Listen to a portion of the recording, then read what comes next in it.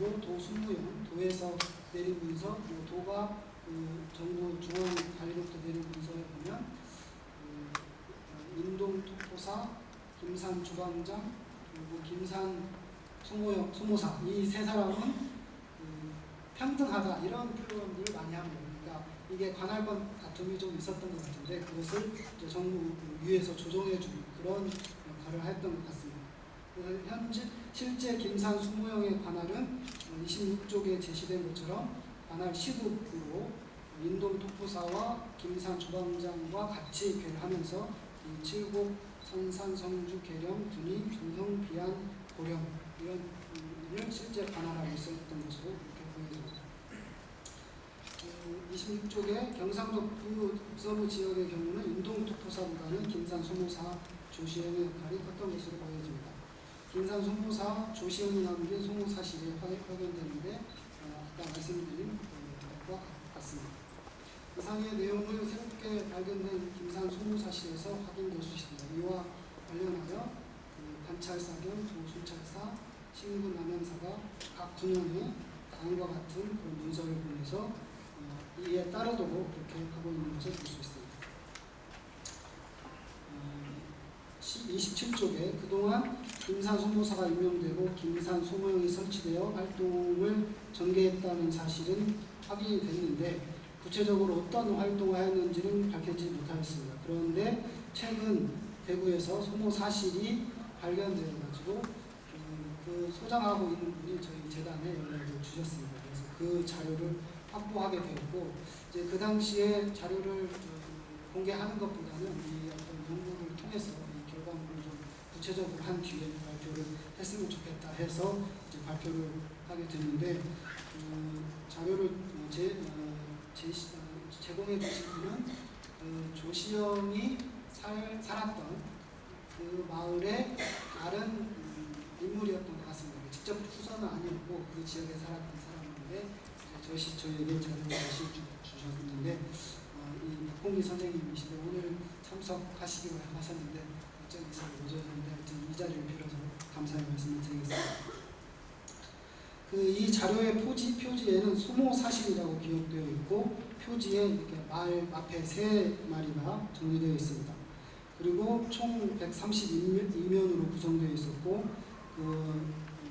활동 기간은 가보 11월 22일부터 을미 정월 22일까지라고 되어 있어서 김산 소모형의 활동 기간을 확인할 수가 있습니다. 문서의 내용은 이제 김산 소모형에서 생산한 문서와 각급 기관에서 주고받은 공문 등을 날짜 순서대로 정리해 놓은 있습니다. 지금까지 경상도 북부 지역 동학농민 혁명은 상주 소모사 정무의 소모사실, 그리고 소모일기 등 상주 지역에서 작성된 기록을 중심으로 이해할 수가 있었는데 이 이제 김산 지역에서 작성된 자료가 발굴됨에 따라서 경상도 북부 지역의 동학농민 혁명을 보다 잘 이해할 수 있는 그런 큰 계기가 되지 않았나 생각이 듭니다. 다음으로 그 김산 소모형의 활동을 이제 김산 소모 사실을 통해서 이 내용을 한번 정리해봤습니다. 우선 김산 소모형의 활동 기간은 아까도 말씀드린 것처럼 94년 11월 21일부터 95년 1월 20일까지인데 상주 소모형은 이보다 훨씬 빠른 94년 10월 중에 설치되었습니다. 그렇다면 왜 동학농민혁명이 거의 끝나갈 무렵에 김천의 소모형이 설치되었을까? 김산 소모형의 이 역할은 무엇이었을까? 이 이유는 그렇게 어렵지 않게 찾을 수가 있습니다. 김산 소모형의 가장 큰 임무와 역할은 바로 그 최시영과 손병희가 이끄는 북적 농민군이 경상도로 들어오지 못하도록 하는 것이었습니다. 최시영과 손병희가 이끄는 북적 농민군은 94년 12월 5일 우주를 점령하고 12월 영동 용산 장터에 주둔하고 있습니다.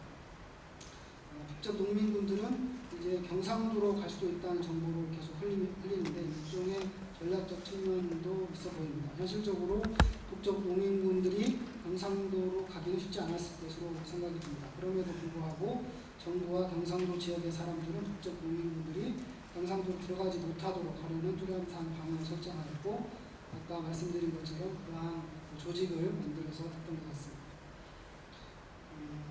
이제 자료에 확인된 내용들을 보면 김산 소모형이 설치된 12월 21일이지만 실제로 활동을 전개한 것은 12월 초순부터였습니다. 그래서 활동의 핵심은 북쪽 농민군이 북부 지역으로 들어오지 못하게 하는 것이어서 12월 7일 김산 소모형에서 도 20명의 원병을 청하는데 내용은 전라도 무주에서 보내온 공문을 근거로 동도 5, 6천 명이 무주에 도착하고 있는데 김천까지는 불과 100리도 되지 않는다. 도 20명의 병정을 방어해야 한다는 것이었습니다. 이어서 김천에 주둔해 있는 보부상에게도 전령을 보내서 동도가 무주에 있으니 보부상들은 한강과 영동에 가서 저 세력을 살펴보고자 이렇게 공문을 보내고 있습니다. 또 소모형의 공문을 보내 무주의 동도 4, 5천 명이 경상도로 향하는데 그대를 보면 막을 수 없으므로 상주 소모형에서 김산 소모형에 병사를 보내줄 것을 요청하기도 합니다. 이에 대해서 상주 소모형에서는 이제 무주에 있는 동도가 이미 한과 영동으로 이동하였기 때문에 급히 상주 유역장을 공개하였습니다. 이렇게 상주에는 여력이 없었으므로 김산 소모형에서 축풍령을 막아야 한다고 답변하기도 하였습니다. 김산 소모형에서는 이와 함께 관할 9년에 전령을 공문을 보내서 국정 농민군이 무주에 갇혀 황간 영동으로 진출하려고 하므로 이들이 경상도 북부 지역을 들어오지 않도록 방어하고 상황을 김산 소모형에 보고하도록 하고 있습니다. 김산 소모형에서는 또한 상주 소모형, 거창 소모형, 인동 초토사 이런 인근 지역에도 역시 상황을 공문을 통해서 알려주고 있습니다. 그리고 이제 관할 9년에 전투에 필요한 군수품을 할당하고 빠른 기간 내에 준비하도록 독려하는 그런 공문들도 이제 보내고 있어서 군수품에 관한 것들도 내용들을 확인할 수가 있습니다. 북적 농민군은 영동에서 이제 청주 병영과 옥천 민복 우거 전투를 벌였고 조선 정부에서는 북적 농민군을 방어하기 위해서 충청도 병력을 동원하였습니다. 그런데 김산 소모형에서 이 전투에는 직접 참여하지 않았던 것으로 보여집니다. 이제 상주 소모형은 다음과 같이 군사를 보이는데 이 내용을 통해서 보면 김천 소모형에서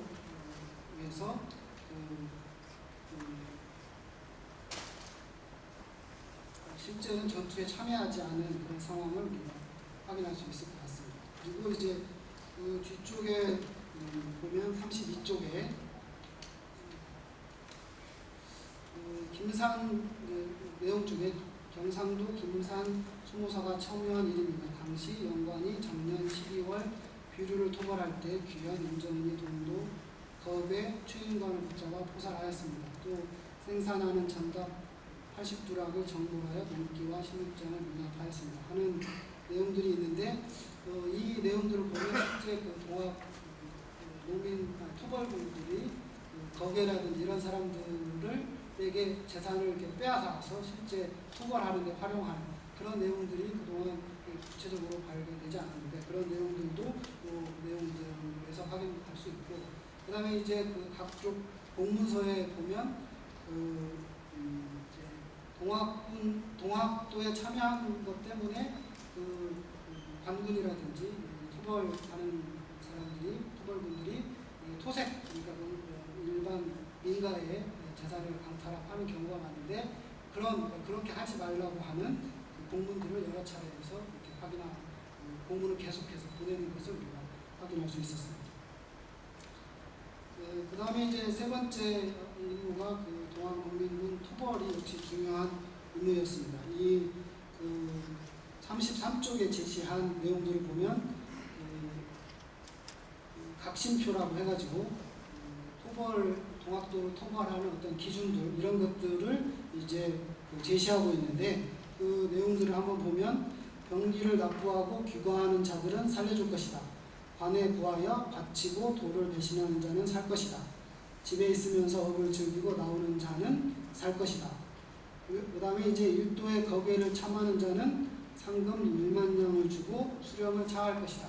이런 제목들은 실제 이런 그 현상금과 또 그에 따른 어떤 대가를 주는 그러니까 상금과 그다음에 수령으로 임명한다고 하는, 아마 여기서 거배라고 하면 최시원이나 손병이나 정봉준 이런 최고 지도자들이 아닐까 그런 생각이 듭니다. 그리고 이제 비록 거배라 하더라도 스스로 참여하여 죄를 약속하는 자는 상을 동의할 것이다. 그리고 감히 거스리고 욕하여 영을 모으는 자는 죽인다. 감히 병기를 가지고 길을 가는 자는 죽인다. 감히 개인 창고에 공기를 저장하는 자는 죽인다. 감히 통문을 돌려 둔치하는 자는 죽인다. 감히 관장을 협제하여 따르지 않아 영을 말하는 자는 죽인다. 거계를 은닉하여 거하지 않는 자는 죽인다. 이러한 어떤 토벌의 기준 또는 를 제시하고 있는 것을 실제 간군, 토벌군들이 제시하는 것들 우리가 볼 수가 있습니다. 그 다음에 이제 그 내용과 관련해서 김산 소모형은 실제 1895년 1월 22일 날 폐지되는데 1월 19일 날 중앙에 보고문의 실상 이제 보고문을 마지막 보고문을 보내고 있습니다. 여기에는 이제 각 동학농민 그동안에 상주 김산 소모형에서 토벌한 토벌 내용들을 주로 기록해서 성과를 보고하고 있는데 34쪽의 중간부터 좀 보시면 하나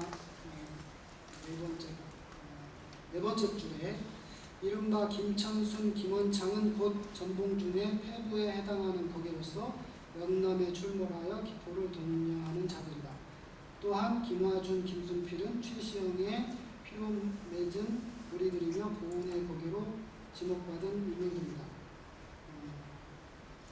이러한 내용들이 나오고 있습니다. 그래서 이 부분들은 그동안에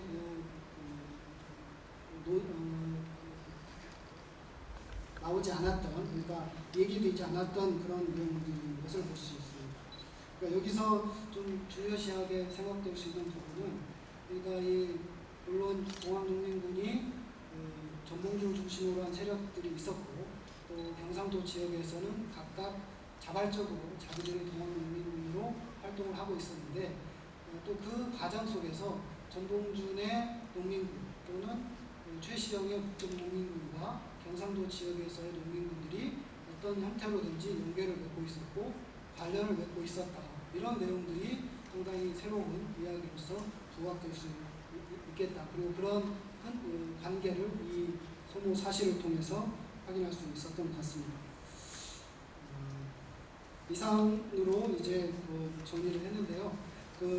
이제 매주말은 지금까지 한 내용들을 좀 정리한 내용들입니다. 그래서 이 연구는 대단히 제가 보기에도 소략하고 또 주어진 사료를 잘 활용하지 못하고 하는 점들이 있었습니다. 그래서 요걸 저번으로 해서 향후에 김천 지역의 동학농민을 더 나아가서는 경상도 지역 또 전국적인 동학농민을 좀 체계적으로 분석하고 또 연구할 수 있는 계기로 삼겠다 하는 말씀을 드리면서 이제 발표를 마치도록 하겠습니다.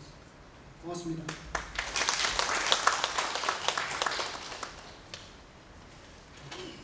네, 고맙습니다. 자, 이상 1부 2개 주제 발표를 마치겠습니다. 한 10분 정도 휴식 시간을 갖고 다음 주 2부 2개 주제 발표를 계속하도록 하겠습니다. 한 10분쯤 밖에 마련된 다과를 좀 드시고 다시 자리하겠습니다. 세 번째 주제로 창계실기와 의흥 군위 칠곡 지역의 동학농민혁명이라는 주제를 가지고 순천대학의 김봉곤 교수님께서 발표를 해주시겠습니다. 창계실기라고 하는 그 자료를 아주 면밀하게 분석을 하신 것 같습니다. 이 논문이 좀 양이 많고 한데 시간을 25분밖에 드리지 못하는 점을 미리 좀 양지하시고 시간을 좀 준수해 주시면 고맙겠습니다.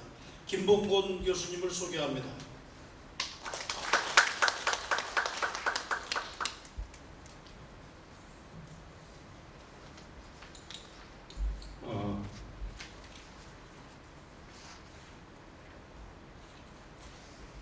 저는 창계실기와 경상도 의흥군이 이 7곡 지역의 동학농민혁명에 대해서 발표하도록 하겠습니다. 이 창계라고 하는 것은 경상북도 군위군 북계면 춘산리라고 하는 지역에 신석찬이라는 분이 계십니다. 그분의 포입니다. 그게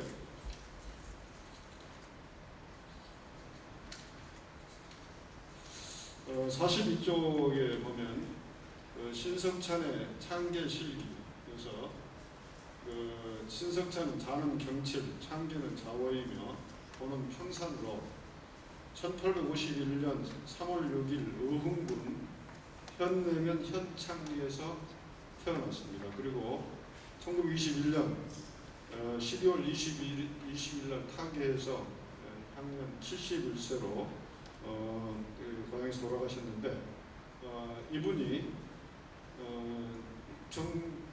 1894년에 동학혁명이 일어나자 민복을 조직에서 활동한 이런 사람이고 그거를 날짜로 아주 상세하게 기록을 남겨놨습니다. 그래서 이거는 이 문집은 1974년에 그 사이하고 그 조카 사이에서 단행이 됐는데 그동안 연구가 안 돼 있다가 이번에 이병규 부장님의 소개로 제가 이제 이 자료를 들어봤는데 제가 이미 그 경상남도 하동의 옥종 면에 고성산성이라고 하는 그 동학의 결정지가 있습니다. 거기에 그 지역에 그 가보일기라고 하는 조선과 선생이 썼던 일기를 분석을 하는 것이 있었는데 아마 그것을 계기로 해서 그래서 이번에 경상북도에 일어났던 이것도 아마 분석을 해주라 하는 부탁을 받은 것 같습니다. 그리고 제가 이 지역을 잘 모르기 때문에 그 지역에 여러 문화원장님이나 또 그 지역의 향토사 연구하신 분들을 찾아가서 그 지역에 대해서 확인을 했습니다. 그 과정에서 정진영 안동대 교수님께서도 저에게 조언을 많이 주셨습니다. 여러분께서 이 지역에 대해서 잘 모르기 때문에 제가 간단한 이 지역 소개를 하겠습니다. 52쪽에 군위군 북계면 지도를 봐주시기 바랍니다. 거기에 보면 희미해서 잘 보이지 않지만 이 중간에 그 하얗게 해서 점이 하나 찍혀 있는 그 북계면이라고 하는 것을 보실 수 있을 겁니다. 보이시죠? 그 바로 밑에가 이 평창리라고 해서 당시에 이 신원이라고 하는 불리는 지역입니다. 그 지역 일대에서 동학군이 27명이 살해된 지역입니다. 거기에 이제 평창리가 있고 그 밑에 부락이 춘산리라고 해서 신석찬, 창계가 살았던 지역이고 그리고 그 밑에 바로 대율리라고 한밤이라고 하는 유명한 그 구리 몽씨들을 사는 지역입니다. 그리고 그 옆에 제2석굴암이라고 하는 것이 보이는 거 모르겠네요. 거기에 남산리가 있고 그럽니다. 지금 현재 이 지역은 경상북도 그 군위군 북계면에 속한 지역입니다. 그래서 주 활동 무대는 이 북계면에서 일어났습니다. 그래서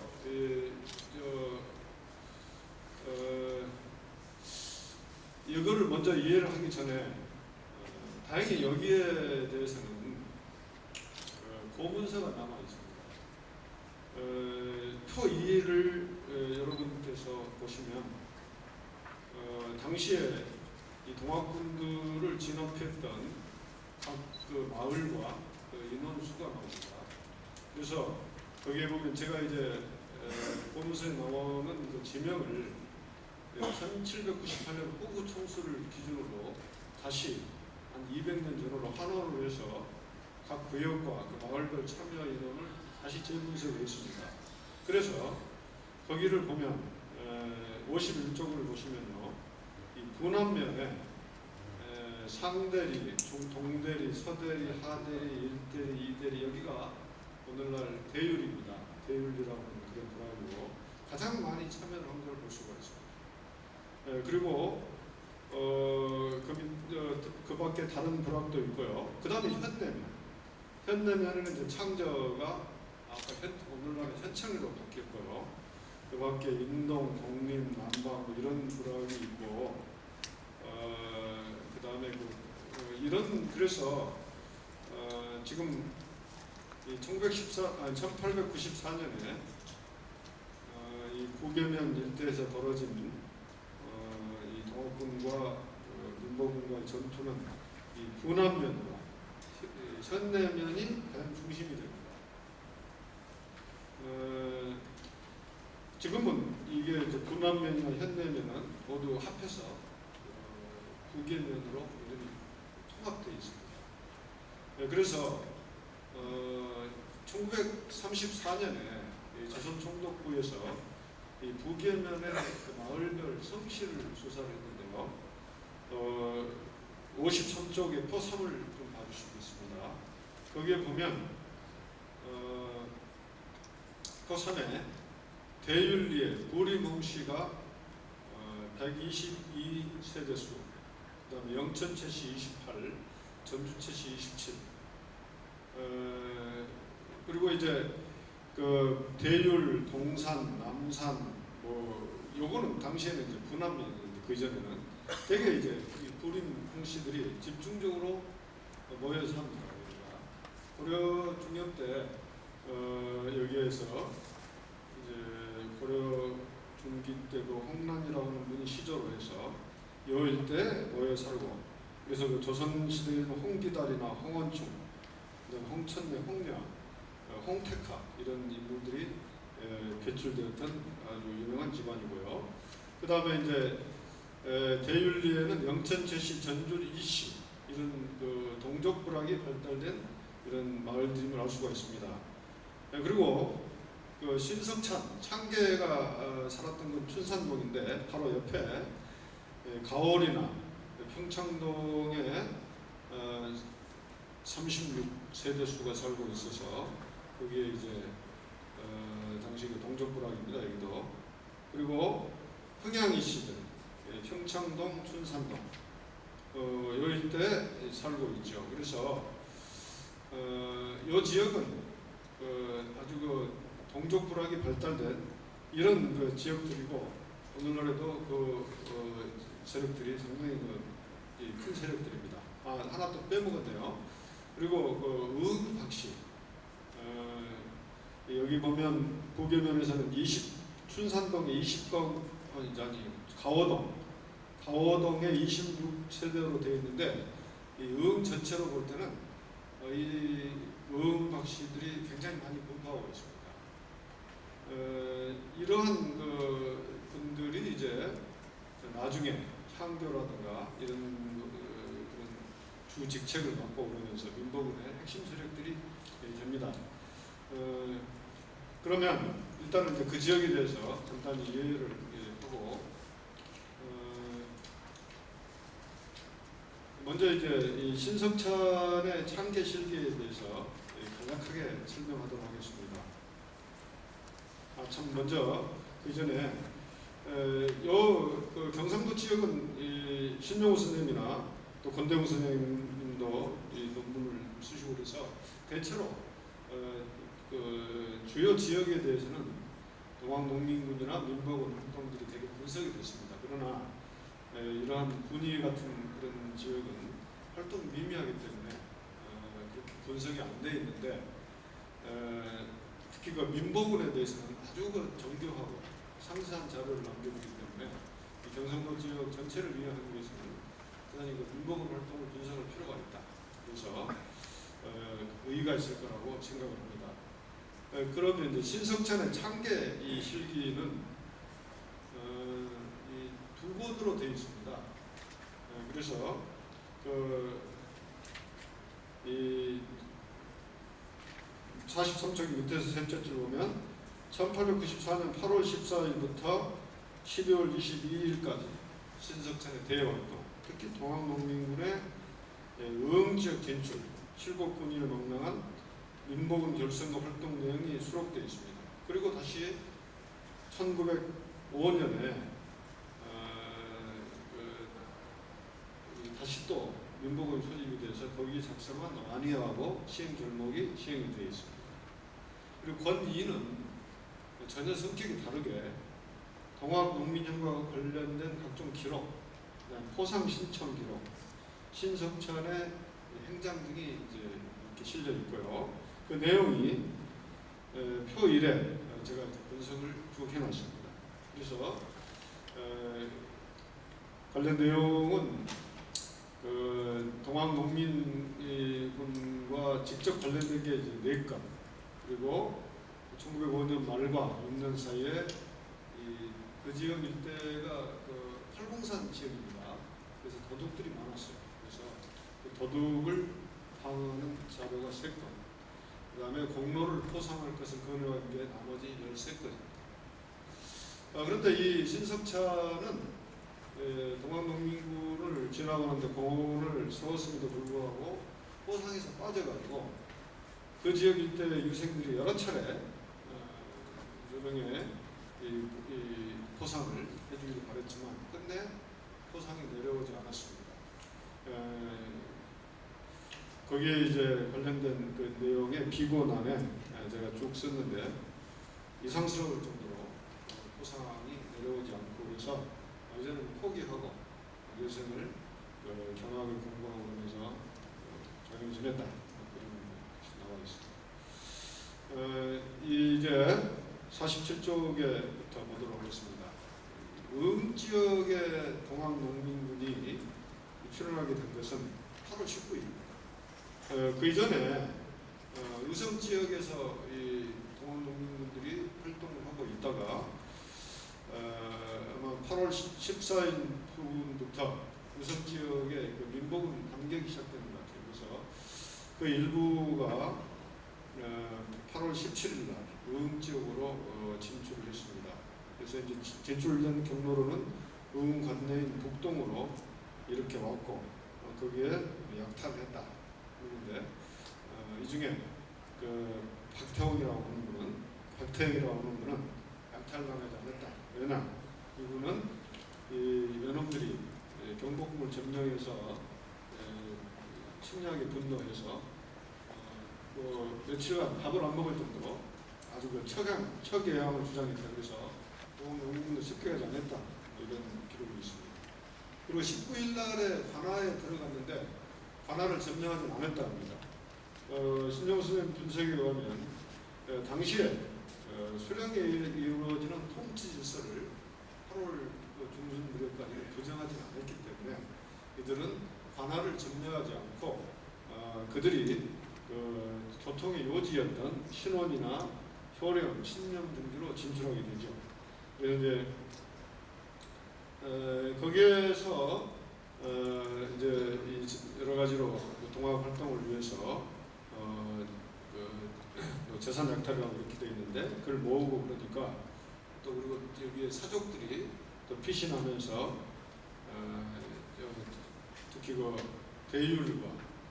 대윤리하고 현창리 사이에 성황산이라고 하는 산이 있는데 거기에 모여서 격퇴할 것을 협의를 합니다. 그래가지고 이제 신원 지역에 있는 아까 그 청평리에 있는 동학군을 진압하기 위해서 각 마을별로 연락이 되고 그래서 이제 그 8월 21일 날 신원의 정면, 동면, 서면 세 면에서 3면 포위 공격을 하자 이렇게 작전이 짜져가지고 진격을 해들어가죠. 그래서 그때 이제 이 기록들이 그 창계실기도 남아있고 또 당시 그 고문서에도 자세히 기록이 되어 있습니다. 그래서 제가 이제 49쪽에 이 고문서에 분석을 했어요. 근데 여기 보면 모임자가 10,000명이 되었다. 상당히 과장된 그런 기록도 있는데 그리고 여기에 보면 그 인원이 80명으로 되어 있어요. 그리고 그리고 이제 50쪽에 보면 그 적중에 이제 죽은 자가 26명이었다. 이렇게 기록이 되어 있습니다. 그리고 그 우리 아부는 한 명이 이제 칼에 찔려서 목숨이 경각에 달려 있다. 나머지는 놓쳤다. 이런 기록이 있는데 이때 이제 여기에 대해서 그 수령은 너희들의 사정은 짐작하지만 26명이나 그냥 살해했다고 그러니까 법적인 책임은 좀 면하기 어렵다고 했는데 아직 뒷면은 제가 살펴보지 못했습니다. 그래서 내일 그 군이 문화원장을 통해서 그 고문서를 직접 확인하도록 하겠습니다. 고문서 내용은 17쪽에 제가 정서를 해놨기 때문에 참조하시면 되고요. 그리고 거기에 참여한 사람들이 아까 얘기한 대로 약 5,168명으로 기록이 되어 있습니다. 그러나 이 군의하고 칠곡은 숫자만 기록이 되어 있고 그래서 주로 이제 참여는 군함, 헌내면 이때의 민부원으로 생각이 됩니다.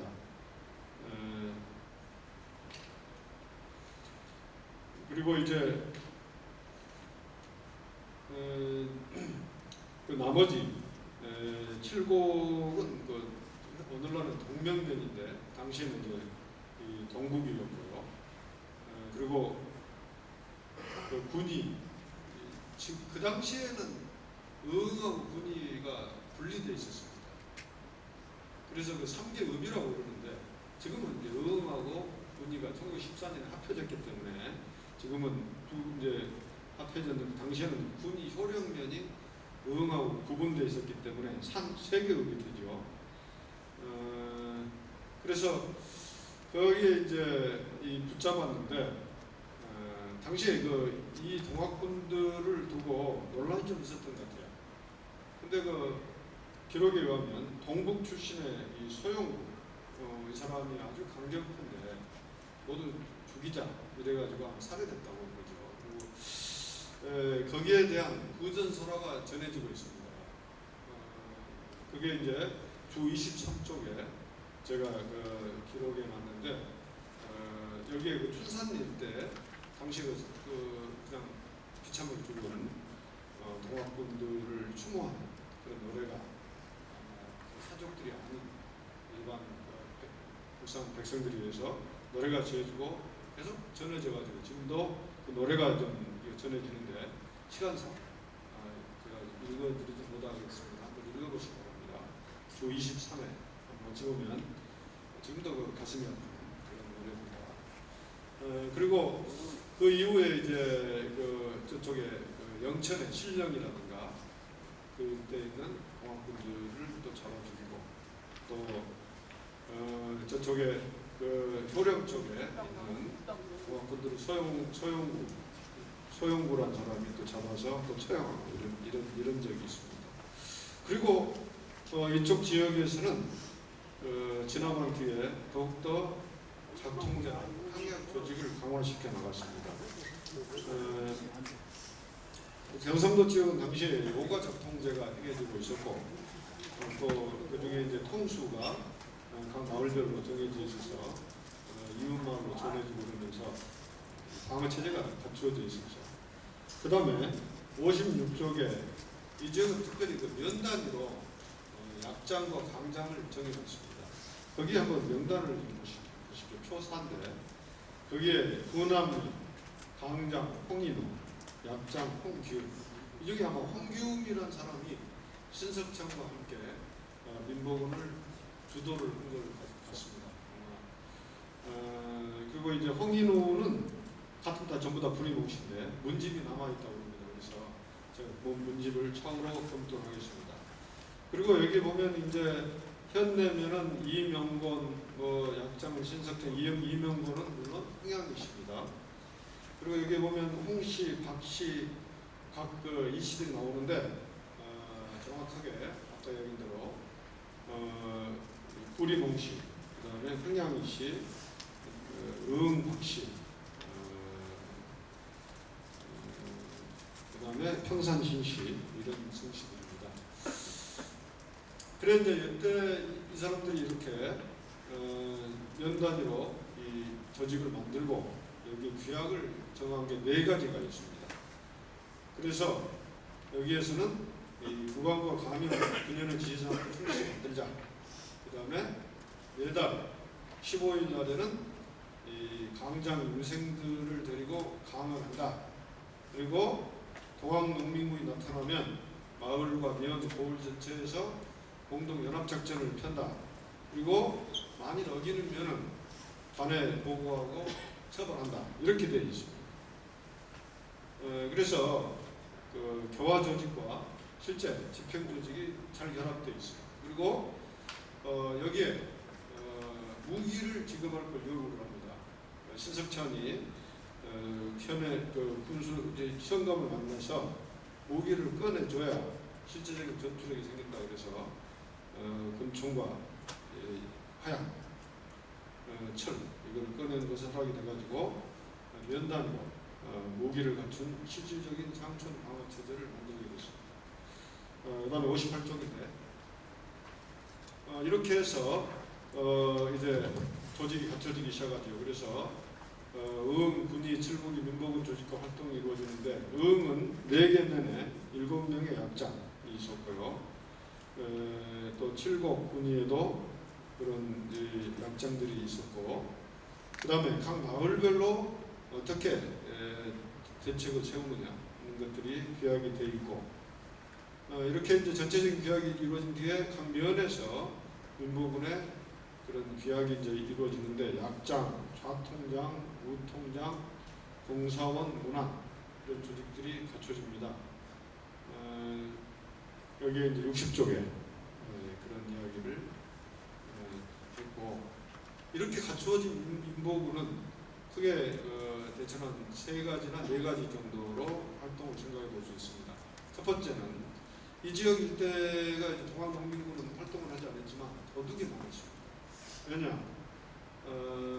이게 그 선생님 분석에 의하면 그 무렵에 아주 가뭄이 심했다고 합니다. 1892년부터 1894년 3년 동안 영남지의 가뭄이 아주 계속됐고, 그리고 그 산지가 많아서 양식 마련이 쉽지 않았습니다.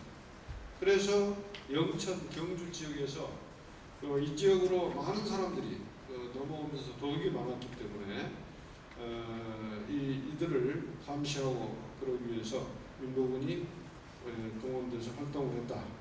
뭐 이런 거 있고, 그 다음에 또 그 당시에 이 현감들이 별로 인기가 없었어요.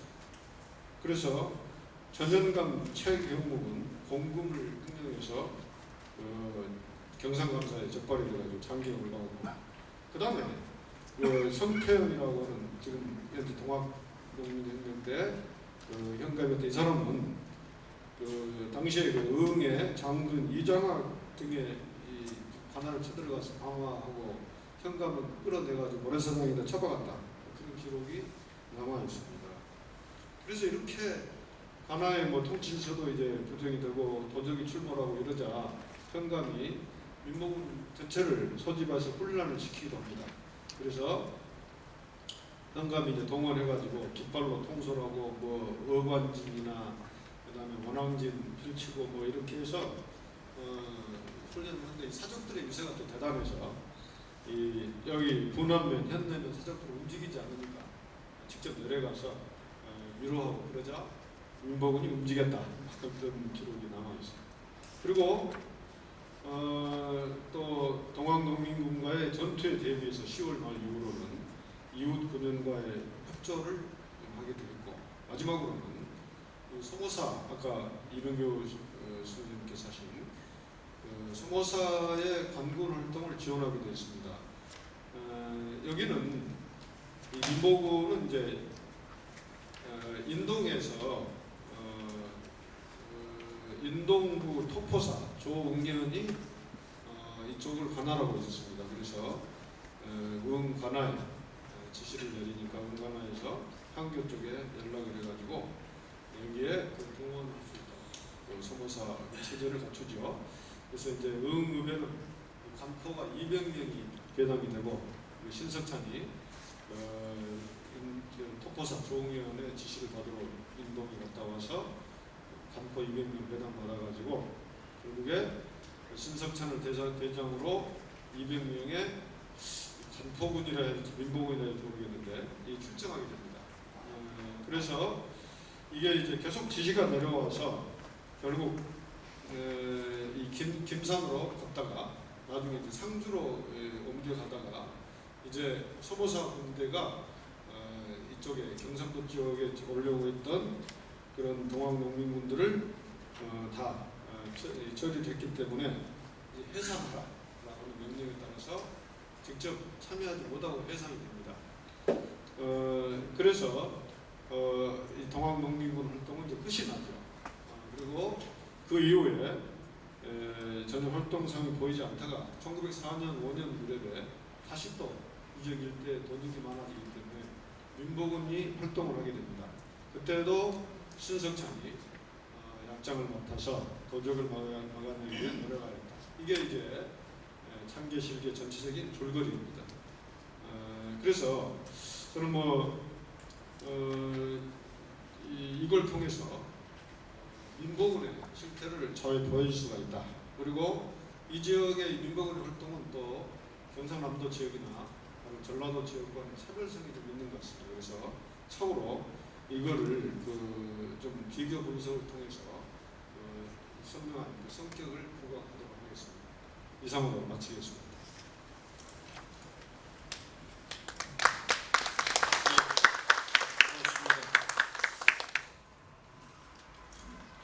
분량이 꽤 많이 됐는데 25분 제한된 시간 내에 아주 요령 있게 잘 발표를 해주셔서 감사합니다. 다음 오늘 학술 대회의 마지막 주제 발표가 되겠습니다. 제4주제로 경상도 북부 지역 동학농민혁명 기념사업의 현황과 과제라는 주제를 가지고 동학농민혁명 기념사업회 문병학 사무처장께서 발표를 해주시겠습니다.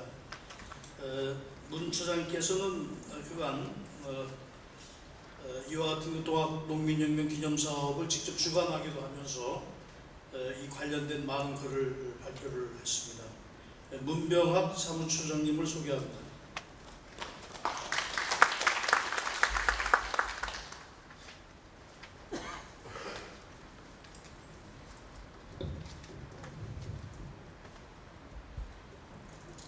반갑습니다. 문병학입니다. 제가 발표하게 될 주제는 경상도 북부 지역 동학농민혁명 기념사업의 현황과 과제인데 경상도 지역에서 기념사업 전망을 모색하고 그 방안을 마련하기 위한 학술 발표가 있다는 게 굉장히 기분이 좋습니다. 19세기 중엽, 그러니까 1840년하고 43년, 그 다음에 이렇게 1850년, 여기에 1, 2차 아편전쟁을 통해서 서구 제국주의가 동양의 그 침략을 본격화했습니다. 그런 와중에 일본은 미국 군함에 의해서 1853년에 개항을 하고 말하자면 서구 국가들에게 이렇게 유람단을 대규모로 파견하고 이렇게 빨리 채집해서는 하는데 당시 우리 조선에서는 1860년 우리 경북 경주에서 동학을 창도하고 그 다음에 63년에 대원군이 권력을 장악하고 나서 10여 년간 병인양요, 식민양요 이런 과정을 거치면서 굉장히 강력한 세국 정책을 펴죠. 이런 속에서 그 대외 그 내부적인 그런 조선 왕조 재반의 내부적인 문제가 해결이 되지 않고 대외적인 침략에도 좀 적절한 대응이라고 보기 어려운 그런 대응이 이어지면서 세도 정치라는 그 늪이 더 깊어집니다. 그러다 보니까 우리 조선 백성들이 이제 농민 봉기가 이렇게 끊임없이 이어지는데 그 정점에 것으로 동학 농민혁명이 이렇게 발발하게 된 거라고 보면 될 것 같습니다. 1892년이 임진년인데 임진을 한 300주기거든요. 그러니까 1876년 개항하고서 일제의 경제적 침탈이 굉장히 강화되는 속에서 반일 정서가 비등해지는데 지금 우리가 동학 이주가 120주년이라고 해서 이렇게 여러 강연과 학술 대회랑 답사 이런 것들이 이루어지는 것처럼 당시에도 그런 개항 이후에 일제의 경제적 침탈에 의한 비등해진 반일 정서가 임진왜란 300주년이라는 그 기점을 통해서 폭발한 것 같아요. 그 대표적인 경우가 1892년 8월에 고창 마해석불의 석불비기 탈취 사건이 일어나고 그 두 달 뒤가 공주, 그 다음에 11월 초가 삼내, 그 다음에 그 이듬해 말하자면 광화문, 그 다음에 보은, 그 다음에 금구 원평 이렇게 농민혁명의 전야가 이루어지게 되는데 이런 맥락들이 말하자면 전체적인 틀 속에서 이렇게 확인이 돼야 될 것 같습니다.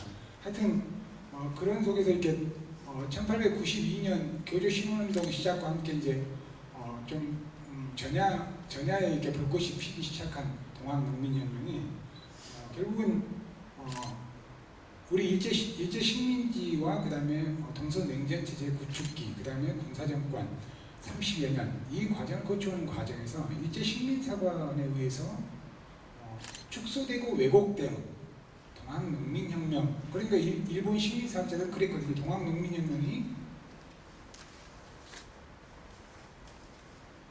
조선 왕조의 부패상을 굉장히 부각시키는 쪽으로만 해석을 많이 했습니다. 왜? 조선 왕조가 부정부패가 강화될수록 일본이 들어와서 우리를 통치하는 거에 대한 명분을 획득할 수 있기 때문이겠죠. 그래서 동학농민혁명은 전국적인 항쟁이라기보다는 거부군수 조병갑의 항쟁에 의한 밀란, 요즘 말하자면 세월호가 세모해온 유병원의 문제인 것처럼 하려고 하는 일련의 흐름, 이런 것과 마치 상당히 이렇게 통하는 바가 있는 것 같아요. 하여튼 동학농민혁명이 그렇게 해서 이렇게 중세 문명과 근대 문명, 그 다음에 중세 문명과 근대 문명이 충돌하는 과정에서 일어난 세계사적 차원, 그리고 적어도 동아시아 속에서 바라보셔야 될 그런 역사가 거부 군수, 전라도, 고구 조병가구 합정에 의한 밀란, 이런 정도로 이렇게 치부되어 온 것이 지금 여태껏 100여 년을 왔는데 그 과정에서 기념사업이 끊임없이 이루어져 왔습니다. 그 기념사업이 끊임없이 이루어졌는데 저는 그 기념사업을 일단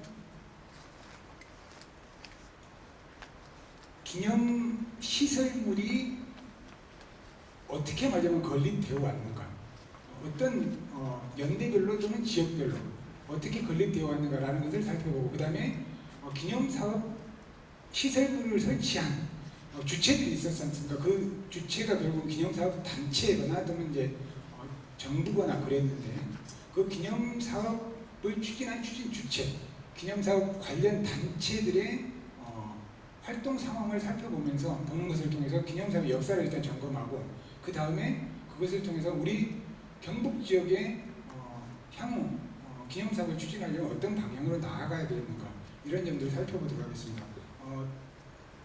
먼저 동학농민혁명 기념시설물 건립 설치를 살펴보면 연대별로 기념시설물 현황표를 보면 76페이지 위에 표와 같습니다. 기념시설물이 물론 여기에서는 지금 빠진 부분도 있을 수 있습니다만 대체적인 대체적인 기념시설물들은 다 망라되어 있습니다. 약 75곳에 이르는데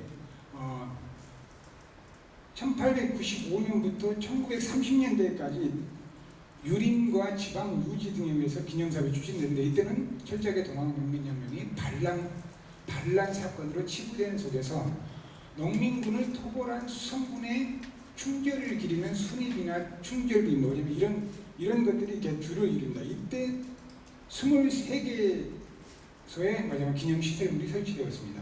그리고 1940년과 50년대에는 세계사적으로 동서냉전체제가 구축되는 과정인데, 그때 이제 우리 민족 내부에 굉장히 적극적인 마지막 혼란기였죠. 그때는 지금 2주갑인데 1주갑 때인 1954년 동학농민이 되던 1954년에 천안전시 문중에서 세운 것으로 이렇게 확인된 전봉준 장군 단비만 세워졌습니다. 그리고 나머지는 정무합니다. 그 다음에 이제 1960년부터 80년대 군사정권 시기에 정부와 천도교 그리고 민간단체 등에 의해서 20여 개소의 기념시설물이 설치됩니다. 그리고 이제 1990년 100주년을 정해서 그 이후로 지금까지 31개 기념시설물이 건립 설치되어 있음을 볼 수 있습니다. 근데 여기에서 그동안 건립 설치된 기념시설물을 통해서 확인할 수 있는 특기할 사항은 농민전쟁 이후 1930년대까지 이루어졌던 유림과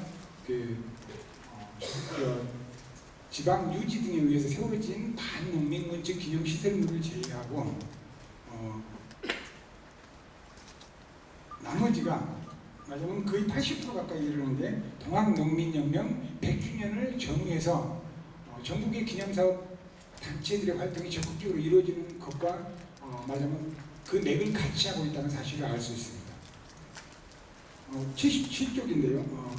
그러면 지역별로 기념시설물, 연대별로 상황은 지금 말하자면 그렇고 지역적 상황으로 놓고 보면 그 75개소가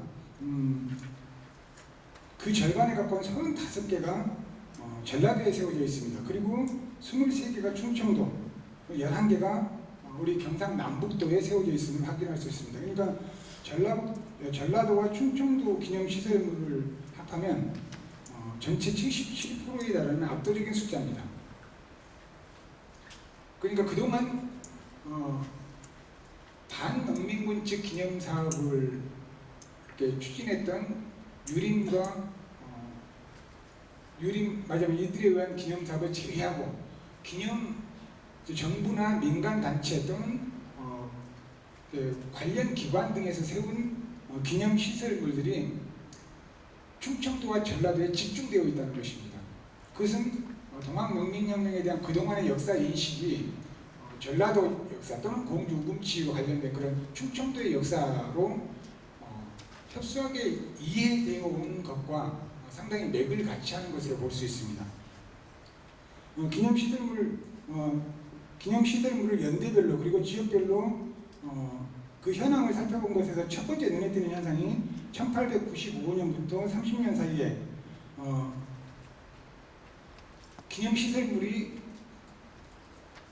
본격적으로 이루어지다가 갑자기 소강 상태에 빠진다는 겁니다. 말하자면 1954년 전봉준 장군 단비를 제외하고 기념시설물 건립 설치가 전혀 이루어지지 않습니다. 그러다가 갑자기 100주년을 전후한 시기에 와서 물론 군사정권 시기에 정읍과 그 다음에 공주 우금치에 탑이 하나 세워지기는 합니다. 그런데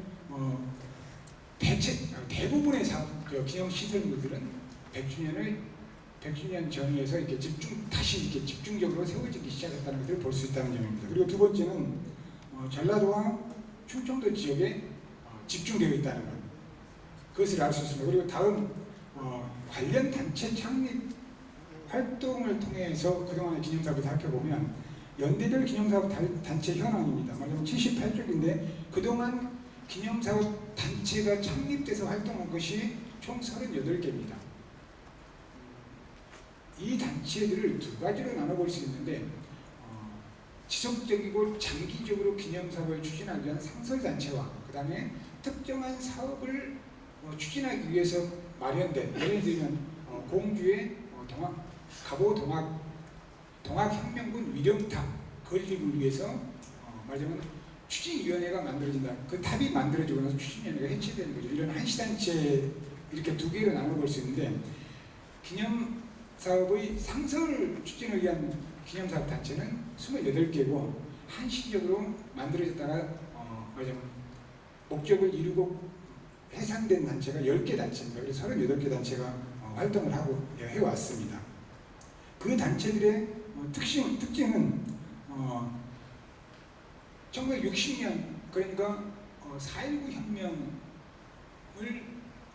혁명이 있고 나서 그 사회적 분위기가 일정하게 고양되는 속에서 단체가 만들어졌다가 나머지 소강 상태를 보입니다. 그러다가 1980년 후반에 들어오면서 1994년이 100주년인데 그때를 전후해서 전국적으로 기념사업 단체가 창립이 되기 시작하는데 이때 상황이 60년대에는 맨 첫 번째 기념사업 단체는 서울에서 김상기, 이성근 뭐 이런 역사학자들을 비롯해서 이제 나영균 이런 정치 국회 부의장을 지낸 분이죠. 그 이제 정치계 역사학계 이렇게 합해져 가지고 62년에 갑오동학혁명 기념사업협회라는 게 만들어졌는데 이 단체가 최초 단체입니다.